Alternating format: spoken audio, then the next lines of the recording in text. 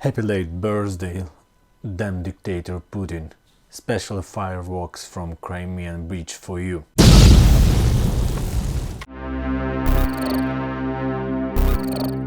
Crimea, Crimea, Crimea, beautiful Crimea. Almost last 9 years, only silence about Crimea. Since August, when Ukrainian special forces bombed Crimea, everybody tries to talk about Crimea. I can say that Elon Musk is actually Ukrainian spy. You know, he just talk about some stupid propositions for Putin, we can make peace, then Crimean Bridge bombed. Very nice. I think it was a good move by Elon Musk just for preparing explosion of Crimean Bridge. Very nice job, Elon. Thank you so much. Traitors and collaborants, I told you run away to fucking Russia. Now you have no possibility. Learn to swim and swim out, or you will be buried in Ukrainian land. Let's talk about bridge. So the project which will join Crimean Peninsula with Crimean Peninsula first was made in 1870 by British engineers, but it wasn't realized.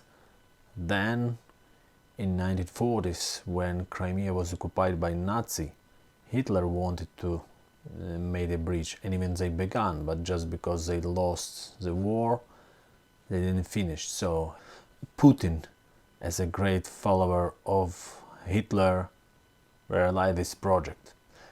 In previous videos, which we can find over here, I mentioned about island Tuzla issue. So this Crimean Bridge in occupied Ukrainian territory was built in 2018. Through this bridge, Russian occupation forces are bringing supplies to Russian army in South Ukraine. So it's strategically very important.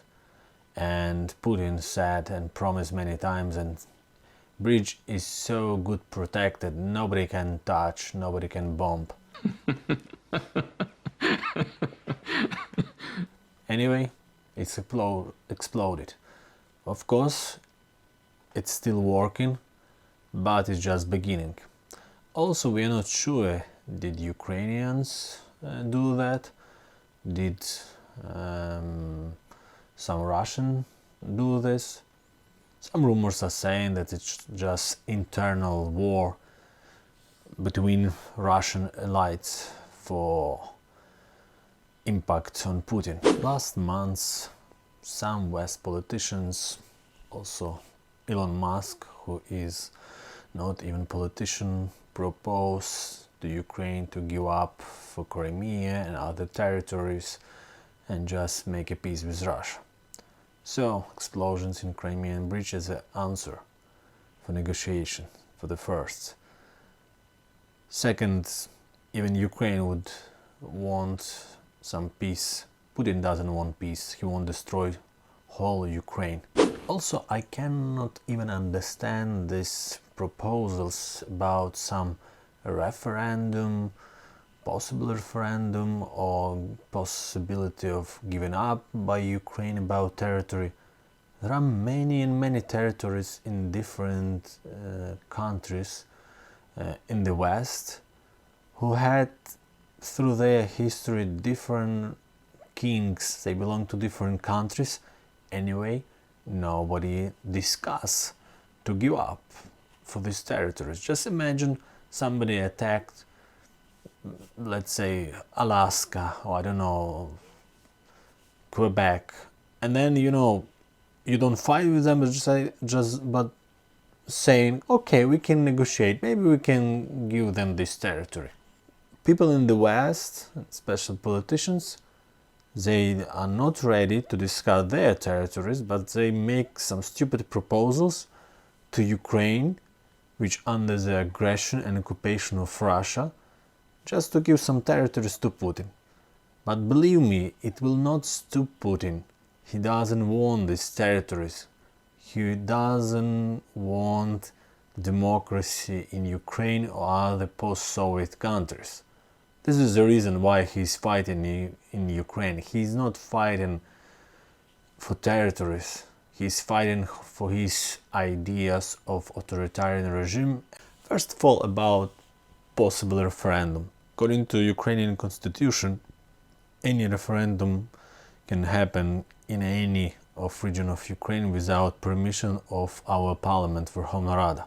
Second, Crimea is already occupied 9 years, and it's not possible to make any referendum or voting for belonging to Russia or Ukraine, I think next 10 years after occupations.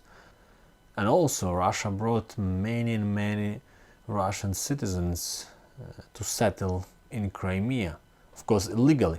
So can they vote? Of course not. They should come back, they should run, as I said, they should swim home, sweet Russian home, and they cannot stay in Crimea. Or they will be in prison because illegally they came and settled, bought some apartments. We don't see it as Ukrainians. So if we come, this apartment don't belong to them according to Ukrainian law. Also, there is big mythology about that Crimea was always part of Russia, what is not true. You know, I can talk for a long time about Crimean history, but Crimea belonged to Roman Empire, it belonged to Byzantine Empire, it belonged to Ottoman Empire, and actually we have indigenous people in Crimea, Crimean Tatars, Karaites or Karims by other name, and Krimchaks. And only indigenous people can make decision to whom they want belong. And Crimean Tatars said their representative organ, Majlis, said that Crimean Tatars want to be part of Ukraine.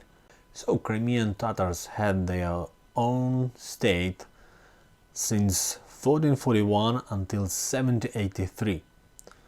So for 40 years almost it was independent country. Then since 1478 Crimean Khanate became vassal state to Ottoman Empire. Still it had many attributes of independent country. Its own dynasty, its own coin, its own flag, and laws for its territory. So dynasty of Garais, they ruled Crimea since 1441 until 1783. And in 1783 Russian Empire occupied Crimea. They pushed Crimean Tatars to leave their country. 100,000 ran away from Crimea, so about 5 million of Crimean Tatars diaspora live in Turkey. So in December 1917 Crimean People's Republic was proclaimed, or in Crimean Tatar, Krym Halk Cumhuriyeti.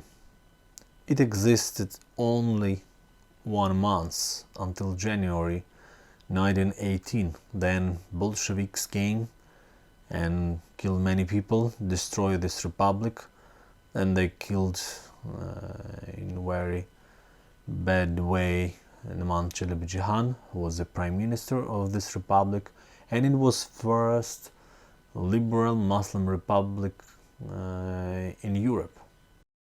It was part of Soviet Union.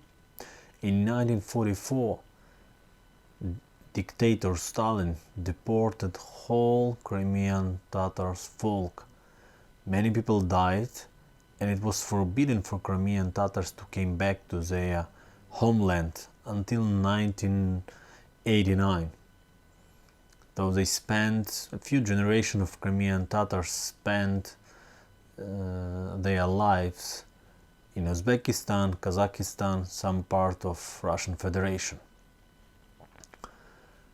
So in 1954, Khrushchev was a chairman of Soviet Union, but anyway, he didn't have power to make a gift by his own. So it was common decision of people who were in charge in Soviet Union, just by economically reasons, to give it to Ukrainian Social Republic.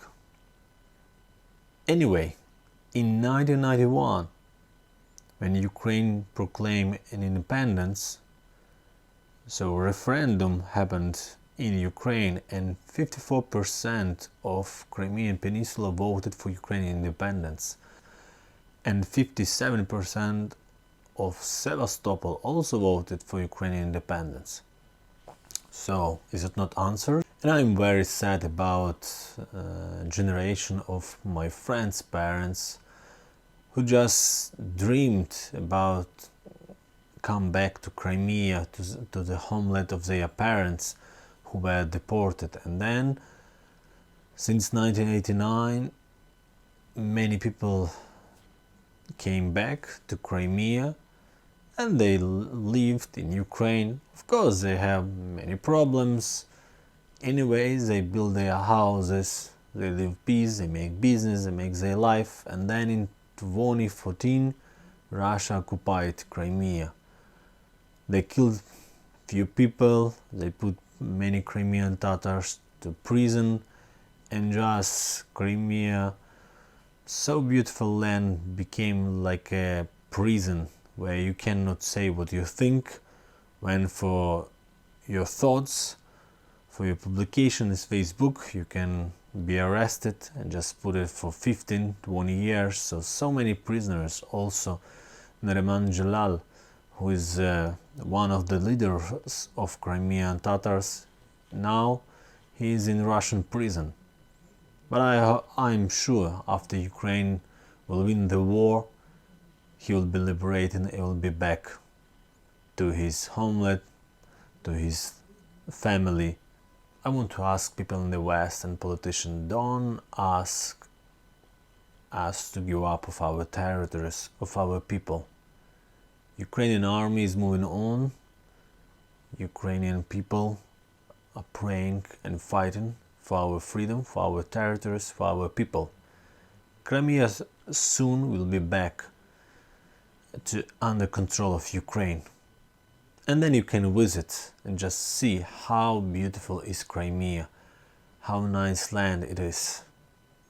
And I am planning and I am dreaming to visit Crimea next year. I'm sure it will be liberated and it will be under Ukrainian control. Ukraine will be again integrated with all its territory, with Donetsk and Luhansk, with Kherson and Crimea. Glory to Ukraine, be bravest Ukraine.